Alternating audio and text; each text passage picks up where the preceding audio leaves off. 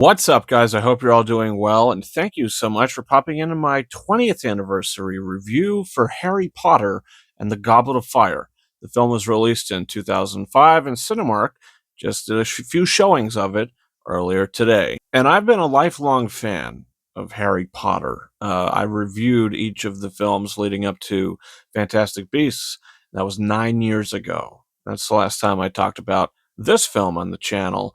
So it was nice to go back down memory lane and rewatch the series, which I did do a few months ago. When I saw it again, my thoughts sort of changed, and then I saw it today, and my thoughts sort of changed again because I feel like the cinematic experience enhances any movie.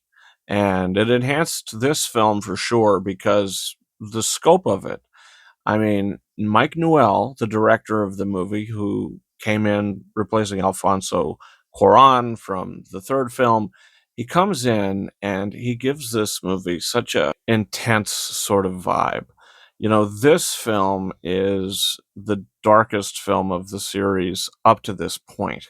You know, leading up to it, you had the first two films, which were from Chris Columbus. They had some entertaining action, nothing too crazy intense. The end of the third film, got a little darker, got a little more intense. Quaron added his whole spin on it. And then you have this movie where the material was getting extremely dark and you needed to continue the story with these characters, but you start and you have an audience that kind of grows up with the series, which was just a special thing to be a part of. This movie is a stepping stone. This movie is what opens the pathway to the events that take place in 5, 6, 7, and 8. This is the turning point of the series, and it's because it's the return of Lord Voldemort, which makes this one of the most important Harry Potter films, but it also makes it one of the most entertaining Harry Potter films. Is it a little long? Yeah. I think one of my main gripes with this movie is it probably could have been shaved down a little bit. It feels just like there's a lot going on, which there is a lot going on, but it's just like one thing after the other. Either it's the first task, the Yule Ball, the second task, the third task, the graveyard scene. There's so many sequences in this film. And I'm not saying they're bad. I'm saying they're really entertaining. There's just a lot. There's just a lot of stuff in the movie. So does it feel a little long? Sure. But once it really kicks into high gear and these sequences start playing out, Mike Newell did a great job directing the action in this film. Whether it's the dragon task, whether it's the maze, the lake, he's a great director and he's got a great eye for action. And I haven't really seen any of his films. The film is looming with dread. I mean, just from the opening credits, the opening title of Warner Brothers, and then the logo coming in, with Patrick Doyle's score, it's not as happy or mystical as it was before with the John Williams music from the first three films. His score is just, it has this level of intensity, but it also has this level of beauty when it wants to. Patrick Doyle's score is really special, and it's hard to compare it to the John Williams score because they're just so different. I mean, they're really different styles of music, but I mean, I love the music to this film. It's very symphonic, and it works. I mean, it works really good, and I think the score is terrific, especially the score during the Black Lake task. That music has you on the edge of your seat. But I just remember seeing this film for the first time in theaters back in November 2005. I just remember being so on the edge of my seat the whole entire movie. And no other Harry Potter film really had me like that. Prisoner of Azkaban had it mostly in the third act. This film, it gets you at the start, and then it doesn't let you go until the end. By the end, the movie ends, and you're like, wow, that was like a pretty sad movie. That's a dark movie. That's a sad movie. But the good thing is, Mike Newell and the screenwriter and the novel were able to add these moments of levity and light and warmth and heart into the film, which kind of balances the tone out, which I think the movie has almost a perfect tone.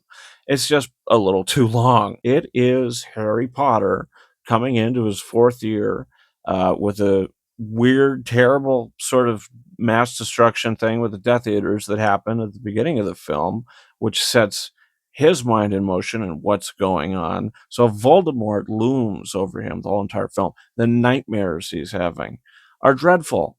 I mean, they're really terrifying. I mean, Mike Newell he should do a horror movie, because that whole scene in the graveyard and just how he directed that, and how Ray Fiennes comes in as Lord Voldemort. And I love the movie. I really do. There's problems for sure. It's a long shore.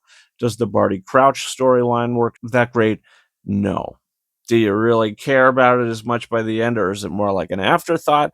It's an afterthought. And of course, the cast. I mean, do you really need me to say that the cast is great in this movie? I mean, the ensemble in all of these films. I mean, the performances, these actors just become these characters. I mean, whether it's the adults, which half of them are passed away now, so it makes it a little more special, or if it's these young adults that are now adults and making other kinds of films, but you see, like, this is some of their best work. I mean, Daniel Radcliffe is great in the action scenes in this movie. He is so good and believable as this character.